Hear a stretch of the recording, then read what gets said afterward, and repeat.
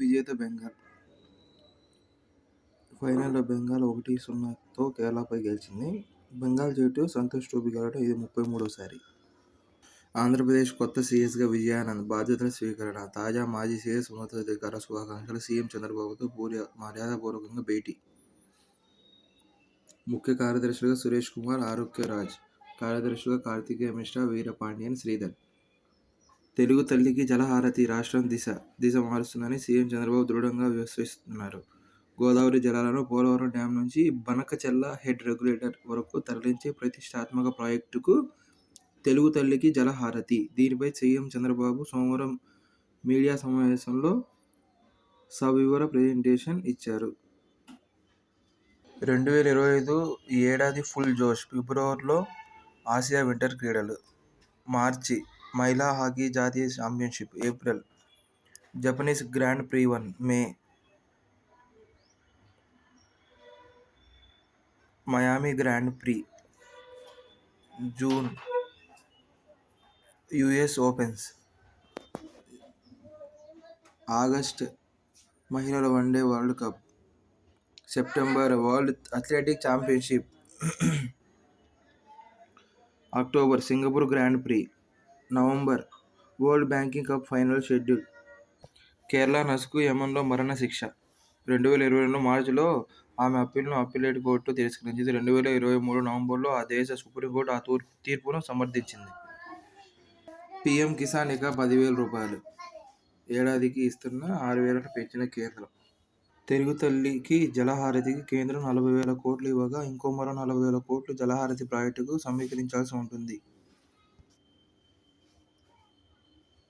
ప్రకాశం బ్యారేజీకి ప్రత్యామ్నాయం.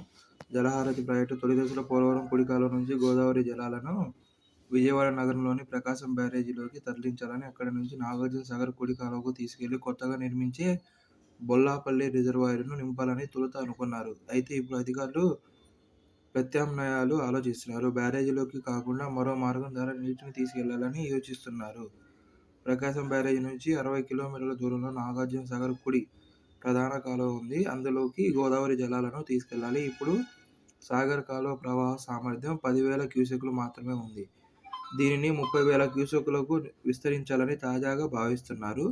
గోదావరి జలాలు కలిసే చోటు నుంచి కాలువను వెడల్పు చేయాలనేది యోచన. 100 సంవత్సరాల పైబడిన వయసులో మరణించిన అమెరికా మాజీ అధ్యక్షుడు జిమ్మీ కార్టర్ రైతు కుటుంబం నుంచి ప్రవహించాడు. 1962లో రాజకీయాల్లోకి ప్రవేశించేందుకు నిర్ణయించుకున్నాడు. జార్జియా సెనేట్కు 2 సార్లు ఎన్నికయ్యారు. గవర్నర్ పదవికి పోటీ చేసి ప్రథమ ప్రయత్నంలో విఫలమయ్యారు. రెండో ప్రయత్నంలో జయ పతాక ఎగురవేశారు.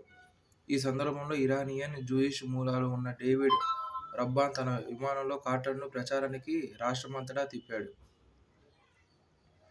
1971 జనవరిలో జార్జియా గవర్నర్గా తన ప్రారంభ ఉపన్యాసంలో కార్టర్ అదే మాట గట్టిగా చెప్పారు. 1976లో అమెరికా అధ్యక్ష పదవికి పోటీ చేసేందుకు డెమోక్రటిక్ పార్టీ అభ్యర్థిత్వాన్ని కార్టర్ సాధించుకున్నాడు. వియత్నాం నుంచి అవమానకరంగా నిష్క్రమించవలసి రావడం, చమురు ధరల పెరుగుదల, వాటర్ గేట్ కుంభకోణం ఈ మూడు 1970 దశకం ప్రథమార్థంలో అమెరికా సమాజాన్ని కుదిపేశాయి. 1977 నుంచి 81 దాకా కొనసాగిన ఆయన అధ్యక్షతను దురదృష్టవశాత్తు ఇరాన్లో అమెరికా ఖైదీలను విడిపించడంలో వైఫల్యానికి మాత్రమే గుర్తు చేసుకోవడం పరిపాటిగా ఉన్నది. 1980లో అధ్యక్ష పదవి ఎన్నికలలో కార్టర్ ఘోర పరాజయానికి అది దారితీసింది. ప్రపంచవ్యాప్తంగా మానవ హక్కుల పరిరక్షణకు జిమ్మీ కార్టర్ అగ్ర ప్రాధాన్యం ఇచ్చారు. ఇజ్రాయిల్, ఈజిప్టు మధ్య చారిత్రాత్మక శాంతి ఒప్పందాన్ని సుసాధ్యం చేయడంలో ఆయన కీలక పాత్ర వహించారు.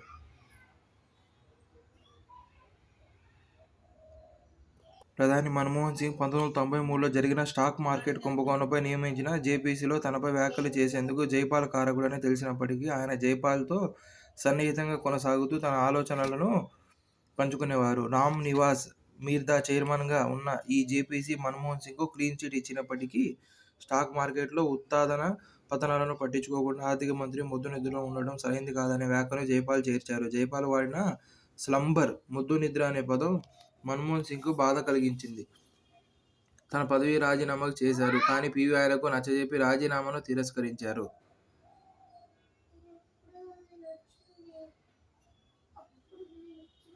మన్మోహన్ సింగ్ ఏనాడూ మీడియాతో మాట్లాడేందుకు వెనుకాడేవారు కాదు. ఆయనతో 2, 3 సార్లు విదేశీ పర్యటనలకు వెళ్ళినప్పుడు ఆయన ప్రత్యేక విమానంలో ప్రతి ఒక్కరిని పేరు పేరున పరిచయం చేసుకొని, పలకరించడమే కాదు, అడిగిన ప్రశ్నలు అడిగి సమాధానం ఇచ్చిన సందర్భాలు మరిచిపోలేనివి.